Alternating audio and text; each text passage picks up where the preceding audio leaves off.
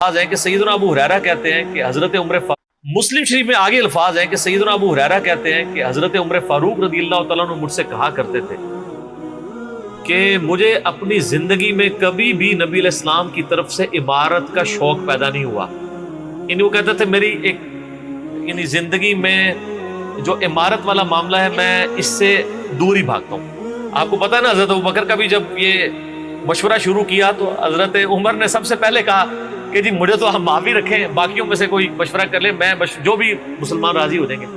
हजरत अबू बकर ने भी सबसे मशवरा किया, हजरत उमर से नहीं किया। और सबसे मशवरा क्या किया कि इसको कर दूं, तो सबने कहा ठीक है। जब अनाउंसमेंट की तो हजरत उमर ने कहा कि भी आपने मुझसे मशवरा, उनका मुझे पता था तुमने तो मानना ही नहीं है, बस अब इसको मुसलमानों के मशवरे को कबूल करो। तो हजरत उमर की एक तबीयत में एक आजजी वाला मामला था, और आप देख लें कि यही आजजी है जो उनको ईमान की तरफ ले आई है। नबी इस्लाम की तिरमिज़ी में दुआ है ना, ऐ अल्लाह अमर इब्ने हशाम और उमर इब्ने खत्ताब में से एक को इस्लाम की दौलत दे। अबू जहल को क्यों नहीं मिली? मैं आपको एक ही फर्क, एक ही बंदे की जुबानी बता देता हूं। हजरत अब्दुल्लाह इब्ने मसूद कहते हैं, सही बुखारी में आता है कि जब उस मरने के करीब था, वो जो दो बच्चों ने उसको कत्ल करके नीचे गिराया, भी उसकी रमत बाकी थी, तो मैं उसकी जब गर्दन काटने के लिए उसके सीने पे चढ़ा तो मुझे कहने लगा कि तुम एक यानी कम जात के आदमी ने एक बहुत बड़ी सवारी के ऊपर सवार हुआ है और मेरी गर्दन को नीचे से काटना ताकि सरदार की गर्दन नजर आए। ये अकड़ आखिरी वक्त में भी नहीं जा रही है, ठीक है जी। और दूसरी तरफ आप हजरत उमर फारूक रज़ियल्लाहु तआला अन्हु को देखें कि बिलाल हबशी को कह रहे हैं, सही बुखारी में हदीस है कि अबू बकर हमारे सैयद हैं जिन्होंने हमारे सैयद बिलाल को आजाद करवाया। अरब के बनु अदी का सरदार एक हबशी को, ये आप इमेजिन ही नहीं कर सकते आज कि खानदानी वहां पे निजाम, कुरैश तो अपने बराबर किसी को समझते नहीं थे, सैयदुना बिलाल क्या। और एक दफा जब अबू जहल पटाई कर रहा था अब्दुल्ला इब्ने मसूद की, धक्का मार के चला गया। ये सब कुछ उमर सीरीज में फिल्माया कतर वाला। तो वो अब वो नीचे गिरे पड़े हुए हैं, हजरत उमर वहां से गुजरे होते हैं, अभी इस्लाम नहीं कबूल किया। तो वो हाथ पकड़ के उसे उठाते हैं, तो अब्दुल्ला बिन मसूद की जुबान से निकल जाता है कि वल्लाह तुम उन दोनों में से बेहतर।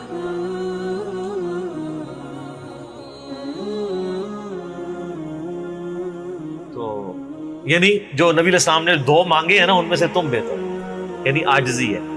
यानी है काफरों की पार्टी में और मेरे साथ भी उसने सलूक कर रहे थे, और वही हुआ, अल्लाह ताला ने उनको कबूल कर लिया। तो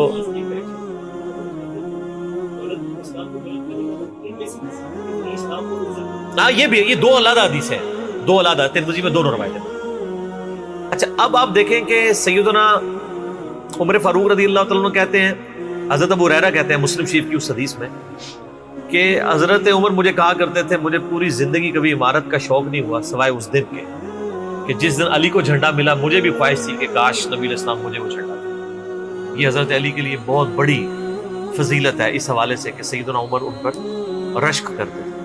बाकी एक सुनन कुबरा अल बैहकी में मन घड़त रवायत है कि हजरत उमर कहा करते थे, वो जो एक बड़ी मशहूर बयान कर रहे होते हैं कि जी वो सितारों के बराबर किसकी नेकी है। हजरत आयशा ने पूछा, उनका भी तेरे बाप की हैं, तो हजरत उमर की हैं, तो पूछा कि मेरे बाप की, उनका भी, उनकी तो एक नेकी जो है वो गारे सौर की सब पे भारी है। इस हदीस को शेख अलबानी ने, शेख ज़ुबैर साहब ने, दोनों ने लिखा है ये मौदू हदीस है, वज़ा की गई हदीस है, लेकिन ये हमारे मुसलमानों के बच्चे बच्चे को याद है। जाली हदीस है, ज़ईफ नहीं सर, घड़ी हुई हदीस है। और जो मुस्लिम शरीफ की हदीस थी वो हमने आगे एक्सप्लोर किया कि हजरत उमर कहते थे मुझे अली पर रश्क, कि मुझे वो झंडा नहीं मिला और अली को मिला। दूसरी तरफ सैयदना अली भी सैयदना उमर से बड़ी मोहब्बत करते थे। हाँ, बुखारी और मुस्लिम दोनों में हदीस है, मिशकात में भी आपको मिल जाएगी, तीसरी जिल्द में हजरत अबू बकर उमर के फजाइल के चैप्टर में। अब्दुल्ला इब्न अब्बास कहते हैं कि सैयदना उमर की मैयत रखी हुई थी और लोग उनकी मैयत पे रो रहे थे और अपने अपने अंदाज में उनके ऊपर सलाम पेश कर रहे थे कि आपकी वजह से अल्लाह ने इस्लाम को इतना उरूज दिया, रोमन और पर्शियन अम्पायर गिर गई, यरमूक और कादसिया में अल्लाह ने मुसलमानों को फतूहात दी। और कहते हैं इतने में एक शख्स मेरे पीछे आके खड़ा हुआ, क्योंकि मैं भी मैयत के सामने बैठा हुआ था, उसने मेरे कंधे के ऊपर आके यूं कोनी रख ली اور اس نے سیدنا عمر کی میت کو مخاطب کر کے کہا کہ اللہ تجھ پہ رحم کرے اے عمر ابن خطاب، میں نے اللہ کے محبوب صلی اللہ علیہ وآلہ وسلم سے بارہا سنا تھا کہ میں ابو بکر اور عمر فلاں جگہ گئے، میں ابو بکر اور عمر داخل ہوئے، میں ابو بکر اور عمر نکلے، مجھے امید تھی کہ تم اپنے ان دو ساتھیوں کے ساتھ جا کے ملو گے۔ کون سے دو ساتھی؟ سیدنا ابو بکر اور سیدنا محمد رسول اللہ صلی اللہ علیہ وآلہ وسلم۔ اور اللہ کی قسم اس روئے ارض پہ تم وہ شخص تھے کہ مجھے خواہش ہے کہ میں تمہارے اعمال کے ساتھ اللہ کے حضور پیش ہوں۔ ظاہر ہے اتنا بڑا عروج سر، انسانی تاریخ کا سب سے بڑا ریولوشن نبی علیہ السلام کا، اس کی ایپیکس سیدنا عمر کے دور میں ہوئی ہے، اور یہ اللہ کا معجزہ ہے۔ نبی علیہ السلام کی مبارک زندگی میں انقلاب آتا نا تو اس طرح کے تو بہت لیڈر پہلے بھی آئے تھے جنہوں نے اپنی زندگیوں میں انقلاب لے کے آئے تھے۔ یہ معجزہ یہ تھا کہ وہ شخص دنیا سے چلا گیا، ہزاروں اس کے ماننے والے مرتد ہو گئے عرب قبائل، اور چند مخلص ساتھی ساتھ ہیں، اس کے باوجود اللہ نے رومن اور پرشین امپائر الٹوا دیے۔ کتنا بڑا معجزہ ہے۔ اگر نبی علیہ السلام اپنی مبارک زندگی میں کر جاتے، وہ تو اسکندر اعظم بھی کر گیا، بعد میں چنگیز خان نے بھی کیا، بڑے بڑے لیڈر آئے۔ یہ ڈفرنس، ایک یہ ڈفرنس، اور دوسرا ڈفرنس یہ کہ نبی علیہ السلام نے اپنی وفات کے بعد 10 سال بعد، 20 سال بعد، 30 سال بعد، 50 سال بعد، ایون 500 1000 سال بعد ہونے والے واقعات کو بھی بیان فرما دیا کہ یہ ہوگا۔ آج تو ہم تاریخ میں دیکھ سکتے ہیں کہ وہ سب کچھ ہوا ہے۔ اگر آپ کو شوق ہو تو دلائل النبوہ امام بیہقی کی کتاب ہے، 3500 حدیث پہ، 5ویں صدی ہجری میں لکھی گئی ہے۔ اس میں 500 سال میں جو نبی علیہ السلام کی پروفیسیز پوری ہوئی ہیں نا، من و عن اسی طریقے سے موجود ہے۔ بخاری مسلم میں جو حدیثیں ہیں تاتاریوں سے جنگوں والی، وہ اس وقت تک نہیں ہوئی تھی، حدیثیں تو پہلے سے موجود تھی۔ آج تو ہم ان کو بھی درست مان رہے ہیں، ٹھیک ہے۔ نبی علیہ السلام نے پریڈکشن کی تھی کہ ان قریب کیسر روم ختم ہوگا، قیامت تک کوئی کیسر نہیں ہوگا، بخاری مسلم کی حدیث ہے، اور دیکھ لیں قیامت تک کوئی کیسر نہیں ہوا۔ ان قریب پرشین امپائر ختم ہوگی اور قیامت تک کوئی کسرا نہیں ہوگا۔ آج دیکھ لیں 1400 سال ہو گئے ہیں سر۔ یہ اسی طریقے سے ہے کہ میں کہوں کہ ان قریب امریکہ اور رشیا ختم ہو جائیں گے ود ان فیو ایئرس، اور قیامت تک کبھی ان کو پاورز نہیں ملیں گی جو کہ ابھی پاور ہیں اور جن کی صدیوں سے چل رہی ہیں، اور وہ پھر پاور بھی ان لوگوں کے ہاتھوں ہوئی ہے کہ جن کے پاس اسلحہ بھی نہیں تھا ان کے ساتھ لڑنے کے لیے، مین پاور بھی نہیں تھی ان کے لیول کی، الٹوا دی اللہ تعالیٰ نے۔ تو سیدنا علی نے کہا کہ یعنی ابن عباس کہتے ہیں کہ حضرت عمر فاروق رضی اللہ تعالیٰ عنہ کی میت پہ یعنی یہ کلام وہ جو شخص میرے یعنی کندھے پہ کونی رکھ کے کر رہا تھا نا، تو میں نے جب اس کو مڑ کے دیکھا تو وہ علی بن ابی طالب تھے جو سیدنا عمر کے بارے میں یہ کلمات کہتے تھے۔ تو یعنی ان لوگوں کی للہ یہ تھی کہ وہ تعریف کیا کرتے تھے، کوئی آر محسوس نہیں کیا کرتے۔ اور آپ دیکھیں سیدنا عمر کی بھی کتنی محبت تھی سیدنا علی سے کہ جب کبھی بھی فارن ٹور پہ جاتے تھے اپنی جگہ حضرت علی کو خلیفہ بنا کے جاتے تھے، کیونکہ نبی علیہ السلام جب تبوک پہ گئے تھے تو سیدنا علی کو چھوڑ کے گئے تھے۔ بخاری مسلم میں آتا ہے حضرت علی رو پڑے، پہلا اور آخری موقع تھا کہ جنگ میں نہیں گئے، تو فرمایا تم اس پہ راضی نہیں ہو، تمہاری میرے ساتھ وہی نسبت ہے جو ہارون کی موسیٰ کے ساتھ، مگر میرے بعد کوئی نبی نہیں۔ تو حضرت عمر اس سنت میں عمل کرتے تھے، جب بھی وہ جاتے تھے، جب بیت المقدس فتح ہوا چابیوں کے لیے انہوں نے بلایا، سیدنا علی کو اپنی جگہ چھوڑ کے گئے، اس سنت پہ عمل کیا کرتے۔ اور یہ بات شیعہ کے ہاں بھی ملتی۔ میری ایک شیعہ عالم کے ساتھ ایک دفعہ بحث ہوئی 2011-12 کی بات، تو مجھے کہنے لگے کہ حضرت عمر جو ہے نا حضرت علی کو خلیفہ بنانے میں مخلص نہیں تھے، اسی لیے انہوں نے 6 رکنی کمیٹی بنائی، ان کو چاہیے تھا ڈائریکٹ حضرت عمر حضرت علی کو نامزد کرتے۔ تو میں نے کہا اس کے پیچھے ریزن کیا ہے، وہ تو حضرت عمر نے خود بتائی ہے، بخاری مسلم دونوں میں حدیث ہے۔ ابن عمر کہتے ہیں جب حضرت عمر کو زخم لگا اور اب ہمیں یقین ہو گیا کہ وہ جانور نہیں ہوں گے، کھاتے تھے تو انتڑیاں کٹ چکی تھی، یہیں سے وہ سب کچھ نکل جاتا تھا، تو ہم نے عرض کیا کہ اپنا خلیفہ کسی کو نامزد کر دیں۔ تو انہوں نے کہا اگر میں اپنا خلیفہ کسی کو نامزد کرتا ہوں تو میں اس کی سنت پہ عمل کرتا ہوں جو مجھ سے بہتر ہے، ابو بکر، اور اگر میں نہیں کرتا تو میں اس کی سنت پہ عمل کروں گا جو ان سے بھی بہتر ہے، یعنی رسول اللہ صلی اللہ علیہ وسلم۔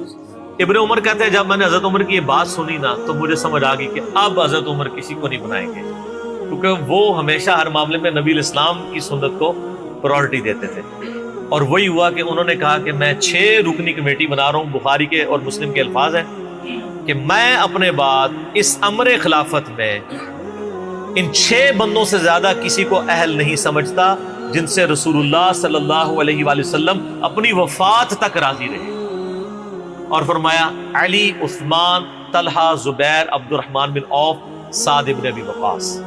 اچھا یہ کون ہے؟ عشرہ مبشرہ ہیں.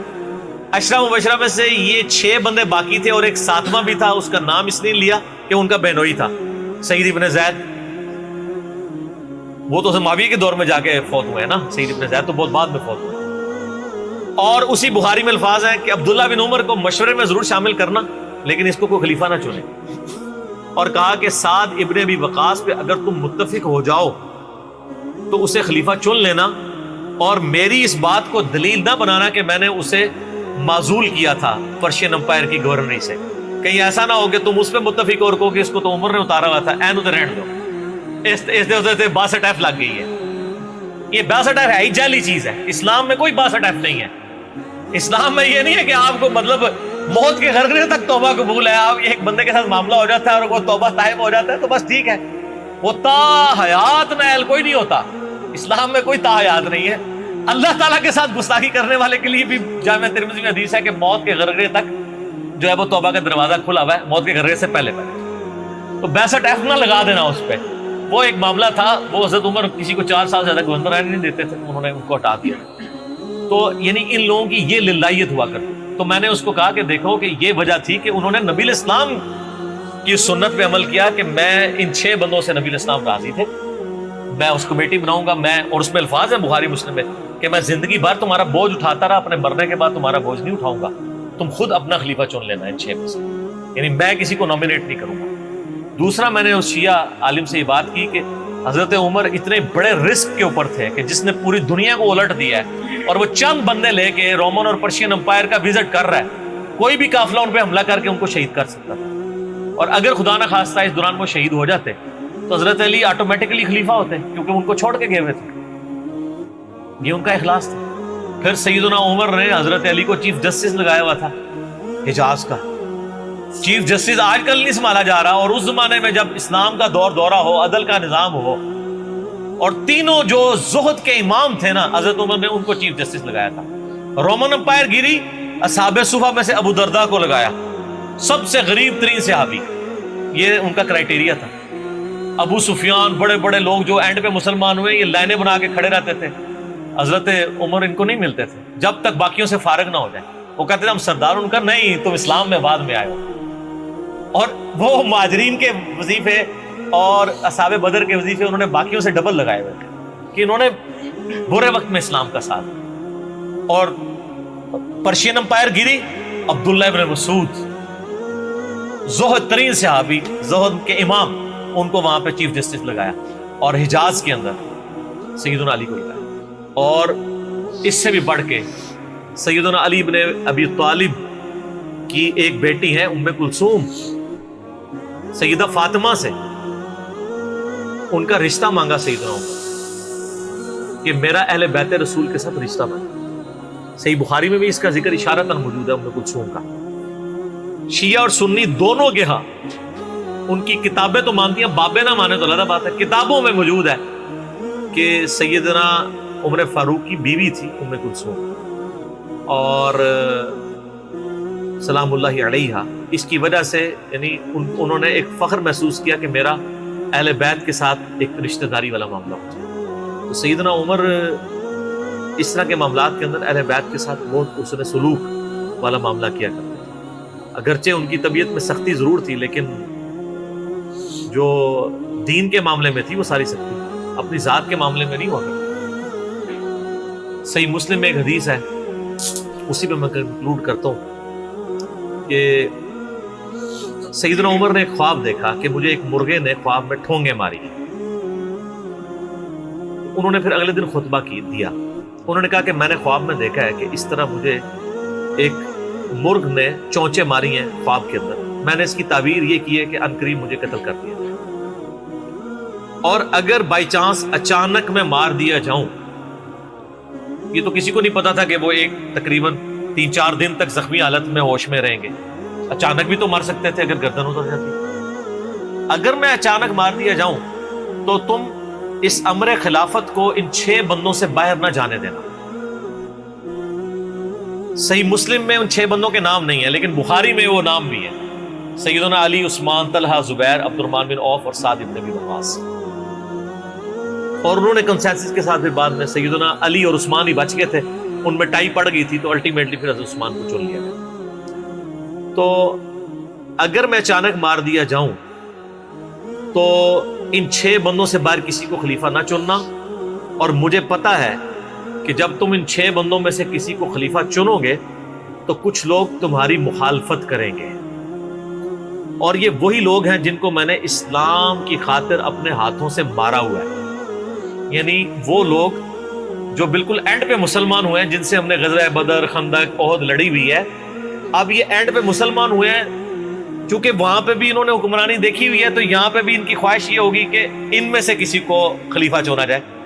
تو جب تم دیکھو کہ ایسے لوگ اس خلافت کے دشمن ہیں، ان 6 میں سے کسی بندے کی خلافت کی مخالفت کر رہے ہیں، تو تم سمجھ لینا کہ یہ لوگ اللہ کے دشمن، اور دوسرے الفاظ تو بڑے سخت ہیں، کافر ہیں. اب اس کی انجینئرنگ میں نہیں کرتا، وہ پھر کسی اور طرف بات چلی جائے گی. آپ میرا ریسرچ پیپر واقعہ کربلا کا حقیقی پس منظر 72 صحیح الاسناد احادیث کی روشنی میں، جس میں میں نے 200 روایتیں اکثر بخاری مسلم سے پیش کی ہیں، اس کے سٹارٹ میں نے حدیث لکھ کے پھر لکھا ہے کہ اب آئندہ صفحات میں آپ کو پتہ چلے گا کہ سیدنا عمر اسلام کا دشمن کن لوگوں کو سمجھتے تھے. اور یہی الفاظ صحیح بخاری میں عبداللہ بن عمر نے بھی استعمال کیے تھے. کس کے بارے میں کیے تھے وہ ہمارا ریسرچ پیپر. ٹھیک ہے.